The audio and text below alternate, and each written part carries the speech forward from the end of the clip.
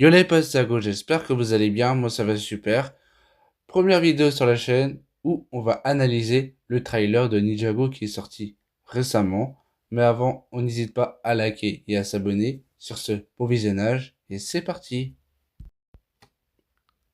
Les amis, pour commencer, nous avons le retour du Bounty terrestre. Le Bounty de la saison 11, je sais pas si vous vous rappelez.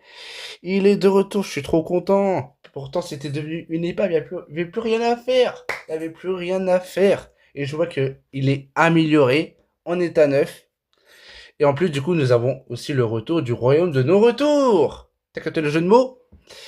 Voilà, donc ce royaume est de retour, mais est-ce que du coup, c'est toujours le même nom? Ou est-ce que ça a changé? Puisque du coup, dans ce royaume, on peut aller quand on veut en aller et au départ. En plus, du coup, on voit que le royaume de nos retours a bien changé, puisque du coup, on voit qu'il y a de l'herbe. Dans la saison 11, c'était pas ça.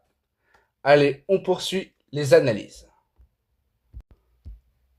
Et on a aussi le retour de Ninjago City. Et oui, depuis Crystal Z, nous l'avons pas vu depuis Crystal Z. Les flashbacks et le petit passage dans la partie de la saison 1, ça ne compte pas pour moi. Donc là, c'est officiel, on aura le retour de Ninjago City. Et en plus de ça, nous avons Euphrasia qui a de nouveau rejoint l'équipe. C'est super, mais est-ce que du coup, elle fait partie des ninjas ou pas? Ça, on verra ça dans la partie 2. Et on voit du coup qu'elle est accompagnée de Frac et de Rayou. Et on voit qu'il y a le nouveau méchant, Zilvar, l'un des tigres de la tribu des tigres, la tribu de race qu'on connaît tous. Et on voit que du coup, il tient l'arme de la désolation qu'on a vue dans la partie 1. Mais je pense pas que du coup, il va l'utiliser en bien, mais plutôt en mal. Mais peut-être que du coup, il va ramener cette arme à Ras et permettre de l'aider à récupérer les icônes afin de ramener le peuple de Zilvar et de Ras. Et nous avons du coup le retour de Percival, mais à nouveau dans les Blêmes Pro, regardez, il se fait de nouveau prisonnier entre la saison 1, pendant les tremblements de fusion, entre la saison 3, avec les attaques de Noct, et la saison 4, le retour de Béatrix.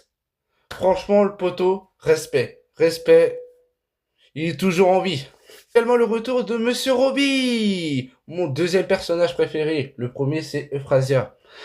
Donc, accompagné donc, de sa chérie Prazera et de Sora. Et voilà le retour des ninjas d'origine. En groupe, ça fait un bail avec Cole, Kai, Lloyd. En dessous du chapeau, c'est Nia et Zane. Mais où est Jay encore? Où est-il passé encore? On le verra ça dans le trailer, vous inquiétez pas. Donc, comme je vous l'ai dit, voilà, Zilvar utilise cette arme pour des raisons maléfiques, puisque du coup, il est en train de libérer les monstres élémentaires. Et voilà, notre Jay prisonnier, je pense, dans l'administration, avec le monstre de pierre que nous avons vu dans la saison 11. Mais pourquoi il retient un prisonnier, ça, je ne sais pas. Et ce monstre, je ne sais pas si c'est un des monstres élémentaires, ça lui ressemble, ou est-ce que c'est une autre créature. Mais peut-être que cette créature, du coup, c'est celui qui a causé la perte de mémoire de Jay. Ou est-ce que c'est peut-être l'administrateur? Ça, on verra ça dans la partie 2. On a le retour du véhicule de Sora et de Harin, vu dans la saison 1, que nous n'avons pas revu depuis. Et ben, ça fait beaucoup de retours, hein. Mais du coup, de nouveau reconstruit. Voilà, ça y est. Et du coup, on voit que elle fait à nouveau des courses. Voilà.